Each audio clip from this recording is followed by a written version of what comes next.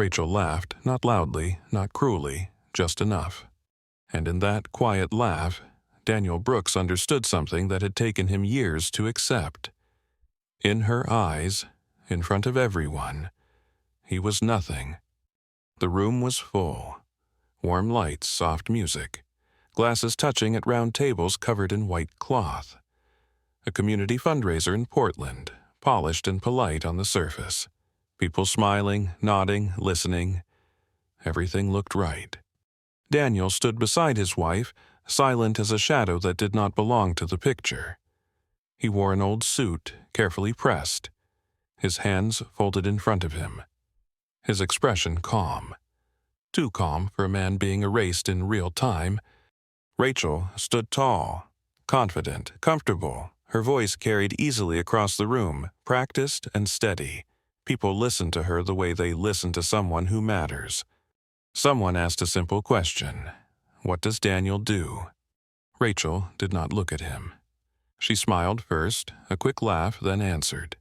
He just helps with small things, nothing important.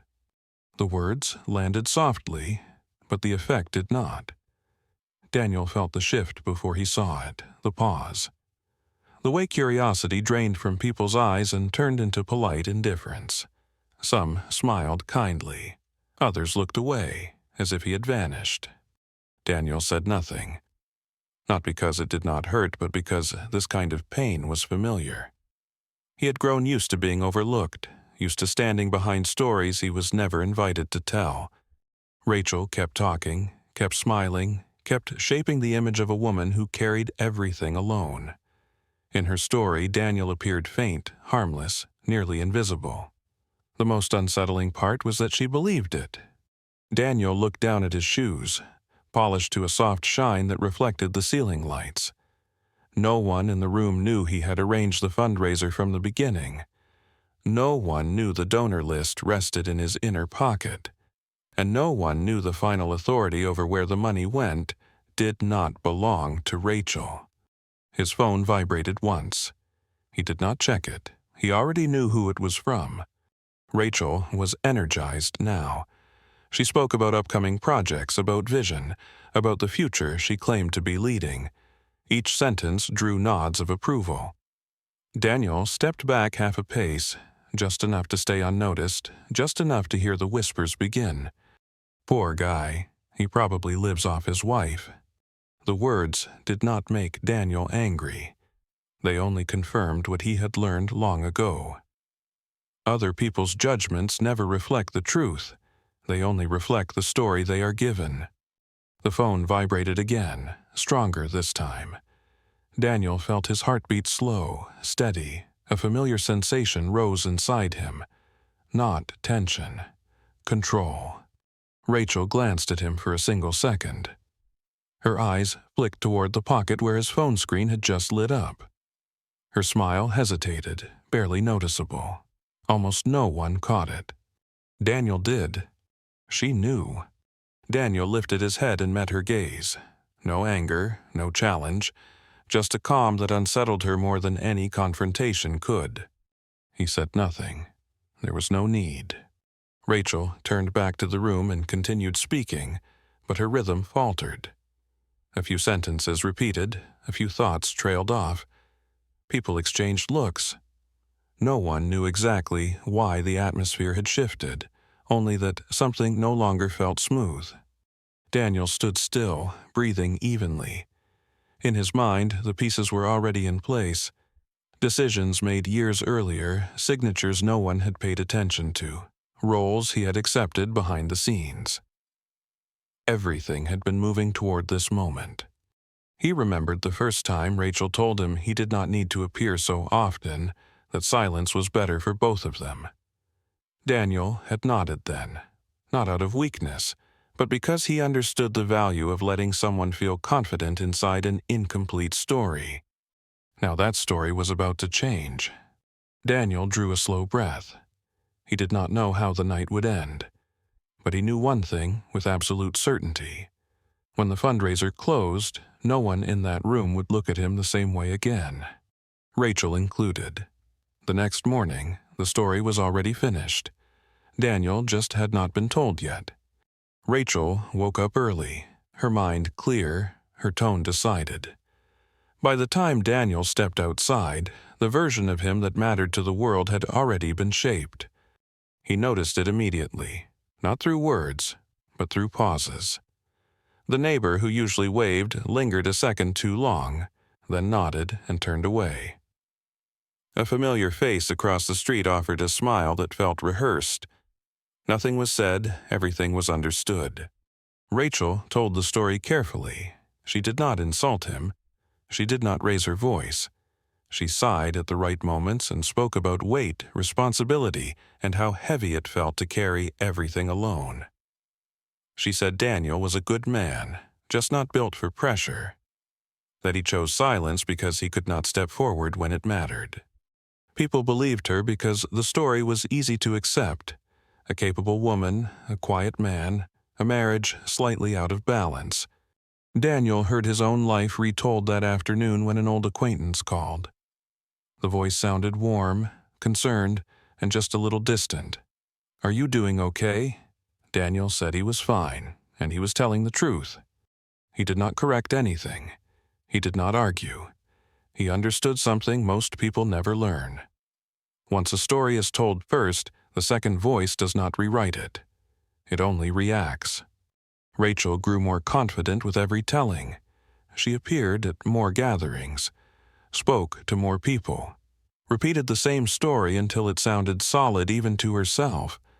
And with each retelling, Daniel became smaller. In her version, he was someone who needed protection. Someone who could not handle pressure. Someone better kept outside the spotlight. Daniel watched from a distance. He sat in his old car, parked across from halls where Rachel spoke. He recognized the faces going in. He remembered arranging rooms like these. Remembered approving schedules, smoothing negotiations, deciding which conversations happened and which never reached the table. His phone vibrated once, a short message, no explanation, only confirmation. Daniel read it and locked the screen. In the mirror, his face looked calm in a way that surprised even him. There was no anger, no sadness, just certainty settling deeper. That evening, Rachel came home later than usual. She set her bag down, slipped off her shoes, then stopped when she saw Daniel sitting at the kitchen table. A thin folder lay open in front of him, pages catching the light. She asked what he was doing. Her voice stayed gentle, but something beneath it tightened. Daniel said he was checking a few old things, nothing more. Rachel smiled, but the smile did not fully form. She told him he did not need to worry about those matters anymore, that she had everything handled, that he should rest. Daniel nodded. He always nodded in moments like that. When night settled and Rachel was asleep, Daniel opened the folder again.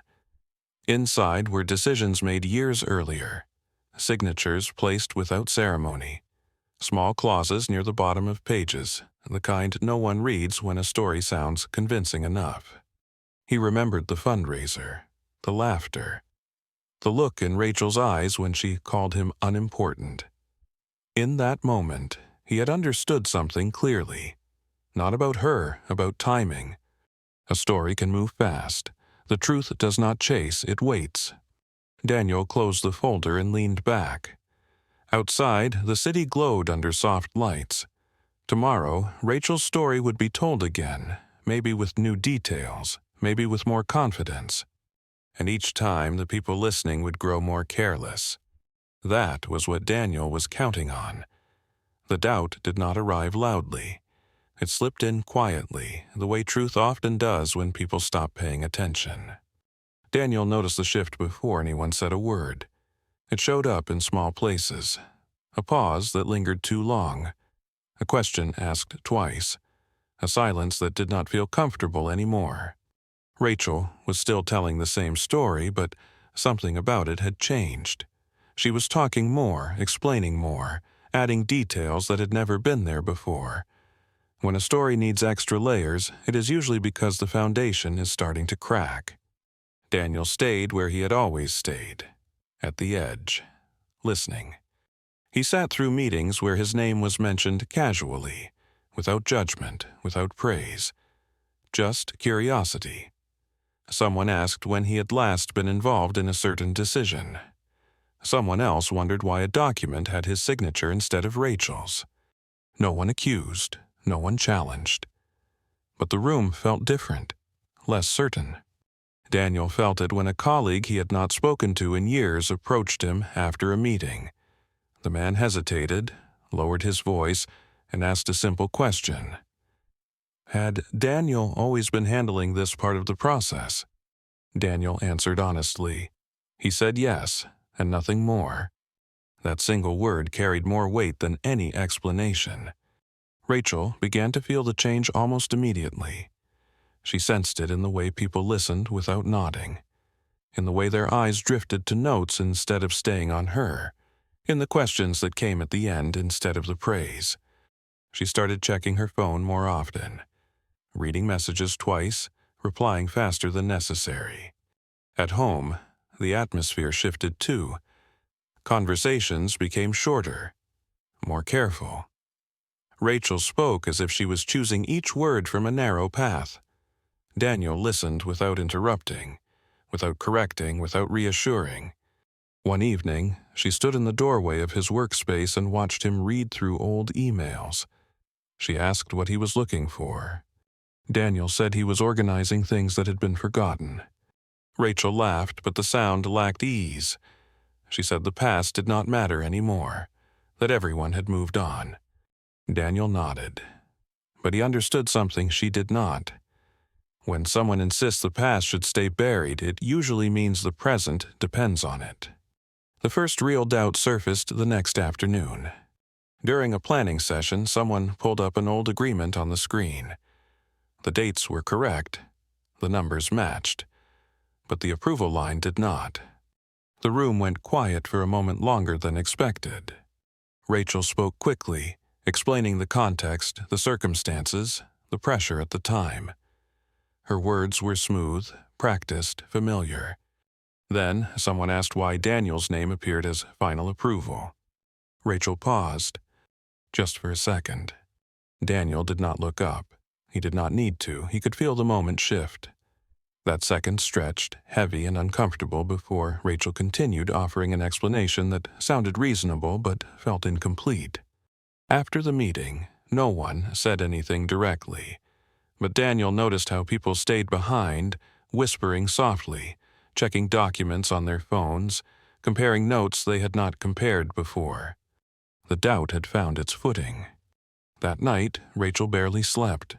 She turned in bed, checking her phone in the dark, replaying conversations in her head. Each version of the story now felt slightly off, like a sentence that almost made sense. Daniel lay awake too, but for a different reason. He knew this phase well. The moment when people stop accepting a story and start examining it. He did not rush. He did not press. He understood that doubt grows best when it feels self-discovered. The next morning, an unfamiliar number called his phone. The voice on the other end was cautious, professional, polite.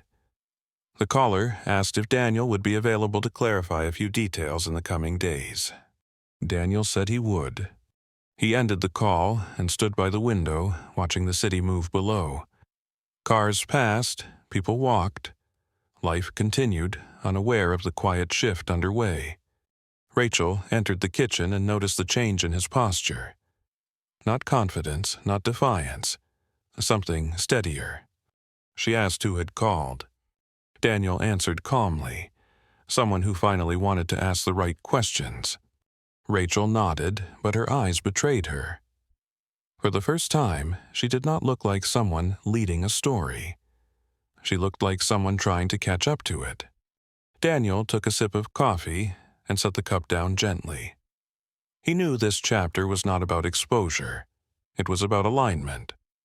When enough small truths line up, the larger truth no longer needs to be spoken. The story was no longer fully hers. And soon, it would stop belonging to anyone who needed to control it. The truth did not arrive all at once. It leaked.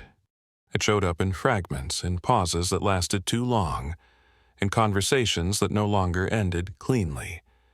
Daniel felt it the moment the room stopped moving at Rachel's pace. The meeting that morning was smaller than usual. Fewer voices, less laughter, the kind of room where people listen more than they speak. Daniel took a seat near the end of the table, unnoticed as always, but this time not ignored. Rachel stood at the front, her posture familiar, her voice steady. She walked through the agenda point by point, careful, controlled. But something subtle had shifted. She no longer spoke as if the room belonged to her. She spoke as if she was borrowing it. Questions came sooner than before.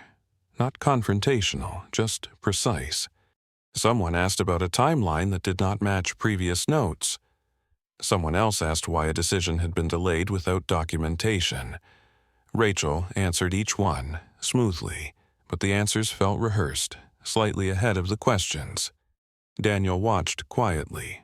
He recognized the pattern. When people begin checking details instead of trusting tone, the story has already lost its grip. Halfway through the meeting, a document appeared on the screen. An older file. Nothing dramatic, just a reference pulled for clarity. The room leaned in. Names scrolled down the page. Dates, signatures. Daniel's name appeared again. This time, no one ignored it. Rachel paused. The smallest pause, barely a breath, but it landed harder than any accusation. She continued speaking, explaining context, explaining process, explaining pressure. Her words filled the space, but they did not settle it. The meeting ended without conclusion. No decisions, no closure. People gathered their things slowly, staying behind in pairs, in small clusters, whispering in lowered voices. Daniel remained seated. A man approached him, careful not to draw attention. He asked if Daniel had handled similar matters in the past. Daniel said he had. Nothing more. That was enough. By midday, messages began appearing. Quiet ones, private ones, requests for clarification phrased as casual questions. Daniel responded with restraint, directing people back to records, to timelines, to their own memory. He did not accuse, he did not reveal. He allowed the truth to surface on its own. Rachel felt the shift by the afternoon. Invitations changed tone. Conversations shortened. Compliments became rare. She found herself repeating explanations she had never needed before. At home, that evening, the air felt heavier. Rachel stood in the doorway of the living room, watching Daniel read through documents spread neatly across the table. She asked if something was wrong. Daniel looked up and said nothing was wrong. Things were simply being looked at more carefully now. She sat down across from him, trying to smile, trying to sound casual. She said people were overthinking things, that stories get complicated when too many voices get involved. Daniel listened. Then he asked one question. Which part of the story worries you the most? Rachel froze. She laughed softly, too quickly, and said she was not worried, that everything would settle down. But Daniel saw it in her hands, the way they clenched, the way her shoulders held tension she could no longer hide. That night, Rachel scrolled through messages long after the room went dark. She reread her own words, her own explanations, trying to find the version that still felt solid. Daniel sat in silence, knowing this phase was necessary. When truth begins to leak, people try to contain it. They patch holes, adjust language, tighten control. It never works. The next morning, Daniel received a calendar invite. No subject line, just a time and a room. He accepted without hesitation. Rachel noticed the notification on his phone when it lit up on the counter. She did not ask about it. She already knew it mattered. Daniel put the phone away and stood by the window. The city moved as it always did, unaware of the quiet unraveling taking place. This was not exposure, not yet. This was alignment. The moment when enough small facts drift into the same place, and the truth no longer needs a voice. It only needs space. The reversal did not feel dramatic. That was what made it impossible to ignore. When Daniel entered the room that morning, no one introduced him. No one needed to. A chair had already been left open, not at the edge, not at the center, but exactly where decisions were made. Rachel noticed it immediately. She arrived moments later, her steps measured, her expression carefully neutral. She greeted a few people, took her seat, and glanced once toward Daniel. Not long enough to challenge him, just long enough to confirm what she already felt. The meeting began without small talk. A folder was passed around. Not new, not urgent, just necessary. Inside were timelines, approvals, notes from years past, pieces that had always existed, now placed side by side for the first time. Daniel listened as others spoke. He did not interrupt, he did not correct, he let the room move at its own pace. Then someone asked him a question. Not a loaded one, not an accusation, just a request for clarity. Daniel answered calmly, briefly, without emphasis. He explained how decisions had been made, how certain safeguards were put in place, how authority had been structured long before anyone thought it mattered. No one reacted right away, but something fundamental shifted. Rachel tried to add context. Her voice stayed controlled, but the rhythm was different now. She was responding instead of leading, explaining instead of directing. The room did not turn against her. It did something far more telling. It stopped leaning toward her.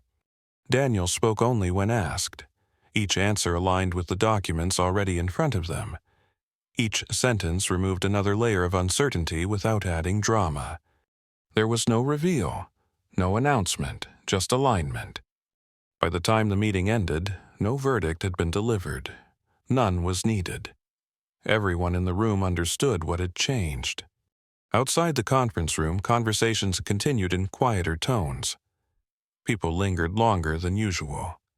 They spoke differently to Daniel now, not with curiosity, not with doubt, with recognition. Rachel stood apart, phone in hand, staring at the screen without reading. When she finally looked up, her expression had softened into something unfamiliar. Uncertainty. Later that afternoon, Daniel returned home alone. He sat at the kitchen table, the house quiet around him. For the first time in weeks, he felt no need to prepare, no need to anticipate the next move. Rachel came home just before sunset. She placed her bag down carefully, as if noise itself might disturb the fragile calm. She sat across from Daniel, not rushing to speak. When she finally did, her voice was lower than he had ever heard it.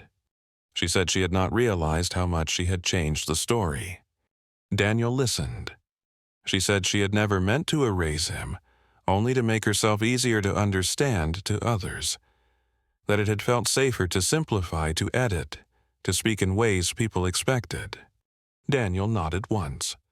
He told her that stories told for safety rarely remain safe. They grow until they require protection. Rachel looked down at her hands. For the first time, there was no performance in her posture, no audience to manage. She asked him why he never stopped her. Daniel answered without hesitation, "Because you would not have heard me then." The words settled between them. There was no argument after that, no raised voices, just the quiet recognition of a boundary crossed too slowly to notice until it was already behind them. That evening, Daniel stood by the window, watching the city lights come on one by one. He felt no triumph, only balance returning to a place that had been tilted for too long. Rachel sat alone in another room, replaying moments she had dismissed, pauses she had filled, silences she had mistaken for permission. The reversal was complete, not because Daniel had taken something back, but because the room had finally seen him clearly. And once seen, he no longer needed to prove anything. The silence the next morning felt different. Not heavy, not tense, just clear. Daniel woke before the alarm and lay still for a moment, listening to the quiet. No racing thoughts, no rehearsed conversations.